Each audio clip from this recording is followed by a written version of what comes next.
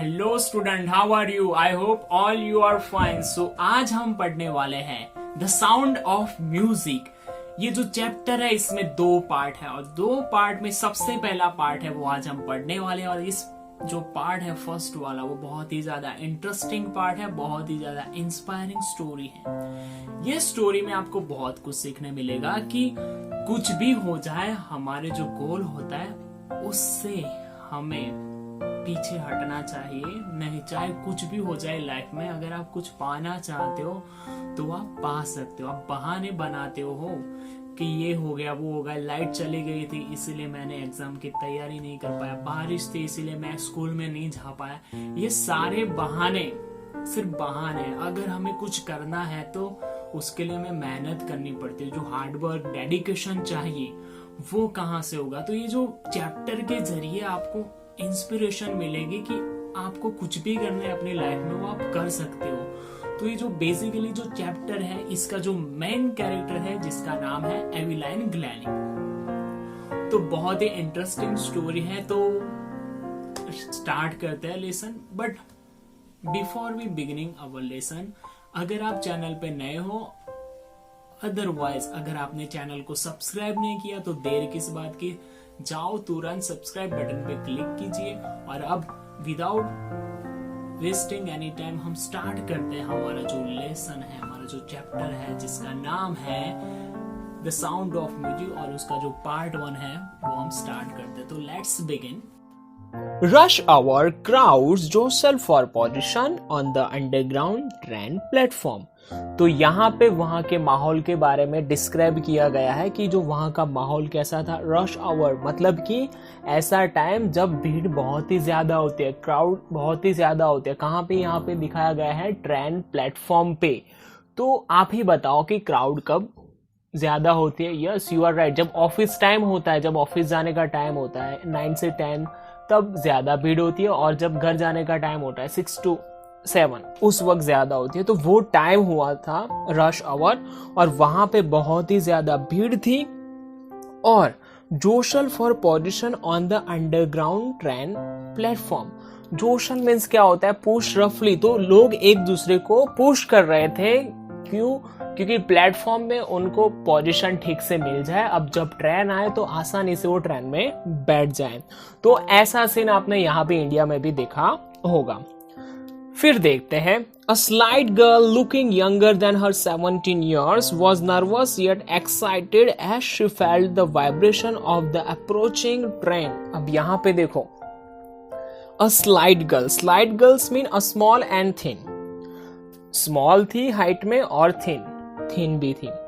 और looking younger than हर 17 years, जो 17 साल के बच्चे होते हैं वो 17 साल की थी, बट वो 17 साल की नहीं लगती थी, वो और ज्यादा यंग लगती थी।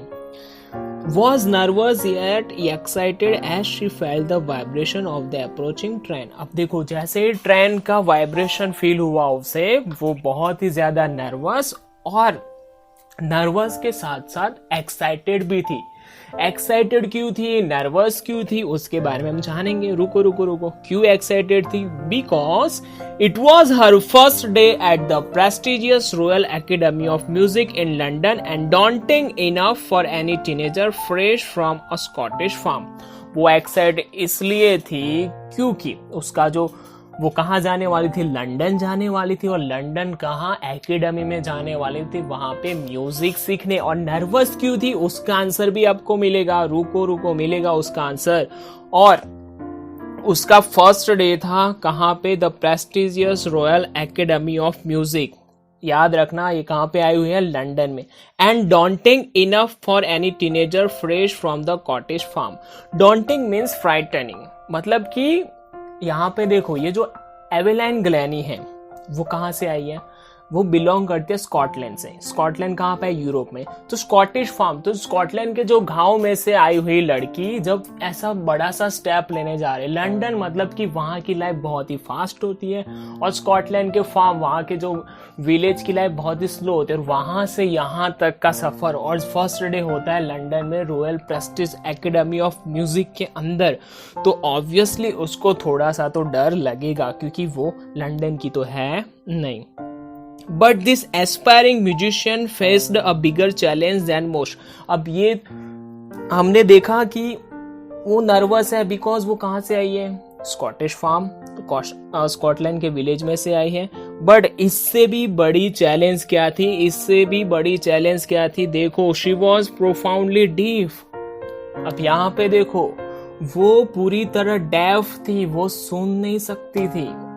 ये सबसे बड़ी उसकी क्या थी, बिगर चैलेंज। और वो क्या सीखने जा रही थी, म्यूजिक सीखने जा रही थी। सोचो कि अगर आप सुन नहीं सकते तो आप म्यूजिक कैसे सीख पाओगे, हाउ।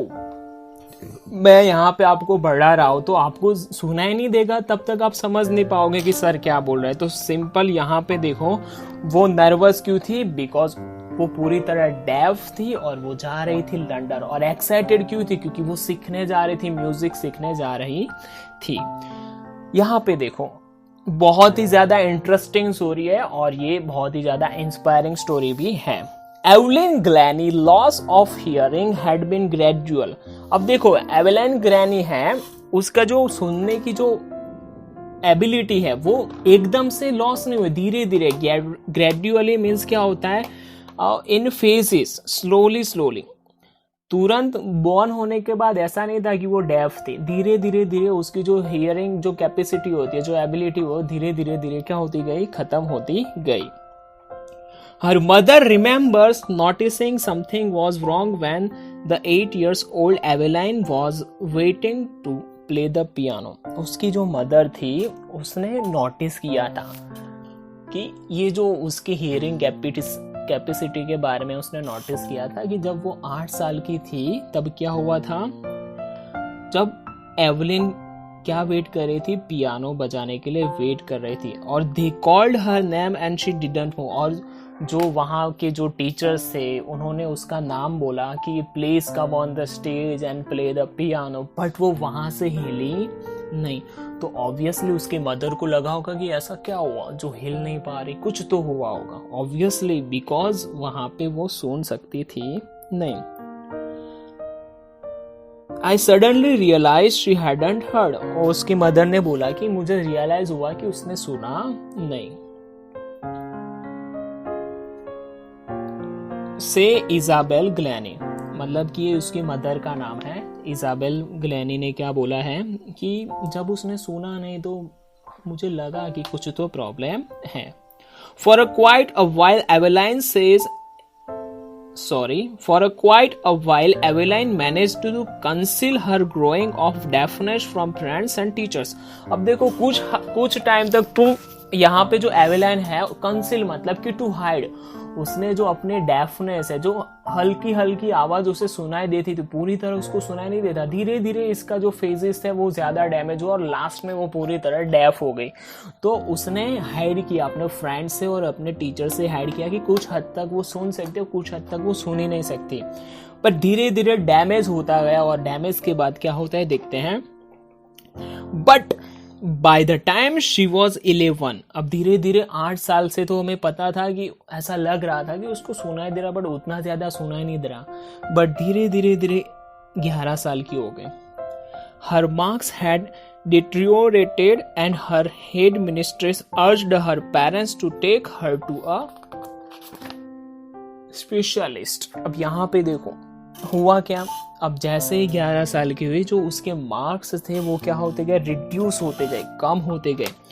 डिटेरियोरेटेड मीन्स क्या होता है, रिड्यूस, कम होते गए। और जो उसकी हेड मिस्ट्रेस थी उन्होंने क्या बोला, अर्ज, उन्होंने रिक्वेस्ट किया उसके पेरेंट्स को कि इसको स्पेशलिस्ट के पास ले जाओ। स्पेशलिस्ट मीन्स क्या होता है, डॉक्टर के पास इसको ले जाओ। It was then discovered that her hearing was severely impaired as a result of gradually nerve damage।